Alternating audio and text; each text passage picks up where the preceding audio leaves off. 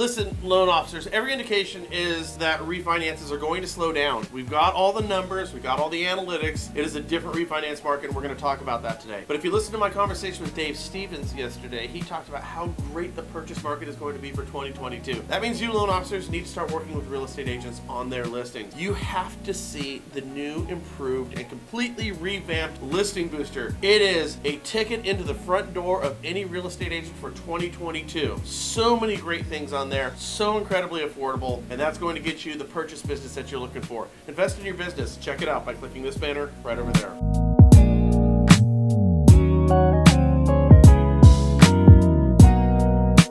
And by the way, did you know that in November, StorageUnits.com, they did a survey of 1,250 Americans regarding how their living arrangements changed during the COVID pandemic. And they found that 67% of Americans relocated, 67% relocated between March 2020 and October 2021. And this includes moving to larger homes, downsizing, moving into family, or training a permanent residence for a nomadic lifestyle, as they say. That one sounds fun to me. Now, get this. 3 in 4 Americans ages 18 to 34 moved between March 2020 and October 2021. For 39% of recent movers, their move was motivated by working remotely. 37% of Americans moved into larger homes, and 33% of those who downsized did so due to financial hardship. But if you think of all of this stuff, guys, in short, really, for me and you, the pandemic has been nothing short of a windfall for the real estate and mortgage industries. COVID means everybody moves, lots of sales and lots of loans. COVID means rates go down, everybody refinances. COVID means work from home. It's a new variant,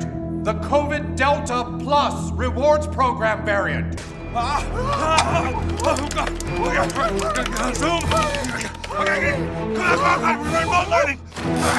Which means home improvement refinances. Just understand, these markets, they are finite in nature. They're like waves crashing the shoreline. This market is a big wave, I mean a whopper. But what happens after a wave crashes down? It recedes back into the ocean. Seriously, be like a squirrel here, loan officers, and sock away some for these inevitable harder winters that are to come. Winter is coming.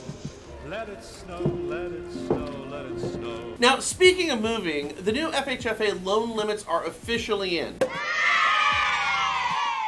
A nearly $100,000 increase in the conforming loan limits because the FHFA price index rose 18% from the third quarter of 2020 to the third quarter of 2021. So you can see right here, looking at this map, a couple of areas in California, New York, DC, and a few high-priced areas in the center of the country. They have conforming loan limits that are at $970,800. That's a huge, yet frankly in line with the market type of number. On a side note, it sure would be nice to see HUD and the FHA make a similar change and raise their FHA loan limits by $100,000. We went over this a couple of days ago. So back to the story with the FHFA map and the new loan limits for your Fannie Freddie deals. Look at all that gray area in the middle of the country. Check it out. That all now has conforming loan limits set at $647,000. Seems a bit high, doesn't it? So say in St. Joseph, Missouri, where the median home value is $122,661, they now, like everybody else, have a conforming loan limit of $647,000. Maybe a couple lower price tiers are needed because it's tough to understand how $647,200 is the right limit for a lot of these gray areas that look like St. Joseph, Missouri. So if you'd like a copy of the map, here's what you can do. You can pause the video and just get out your Snag It and snag this. Or if you'd like, we've got a link to the FHFA loan limits down below.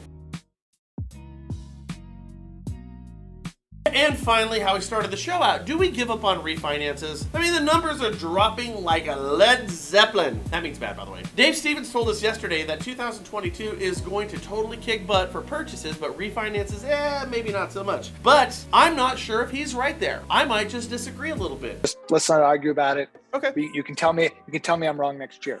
Okay, so because here's a few thoughts when it comes to refinances. Number one, home prices surged a record 17% in 2021 from a year earlier. And that's faster than the 11% gain in 2020 and the 5.4% increase in 2019, according to a forecast from Fannie Mae. In 2022, the pace likely is going to slow to 7.4%, and this is according to Fannie Mae. But Goldman Sachs has 2022 coming in at a 16% gain in home values. Now, here's the thing. We can complain that prices are unsustainable and unaffordable for the average buyer entering the market, but there's nothing, I mean nothing on the horizon right now that would suggest that we're going to see home prices slow down or slump. And this is precisely why so many traditional traders are now looking at real estate as a great place to park their cash, which leads us to the next and logical action-reaction scenario here, guys. According to Black Knight Analytics, cash out refinances, right, were up 33% in October compared to a year earlier. That's a segment of the refinance market that is actually going up right now. It's pretty incredible. And get this, U.S. home equity stood at a record $23.6 trillion at the end of the second quarter, and this is according to Federal Reserve data. That's almost double the level seen at the peak of the last real estate boom in 2006, and we all know what happened then. Not the crash of the market, but before that, lots and lots and lots and lots of cash out refinances. So, loan officers, if you're still looking at refinances as a viable part of your 2022 plan, and it certainly could be, you need to look at marketing cash out refinances, and I gotta tell you, this one would be fun. Here's what you do. You go get yourself a Tesla, and you say, here's your payment on your Tesla, amortized over 5 years,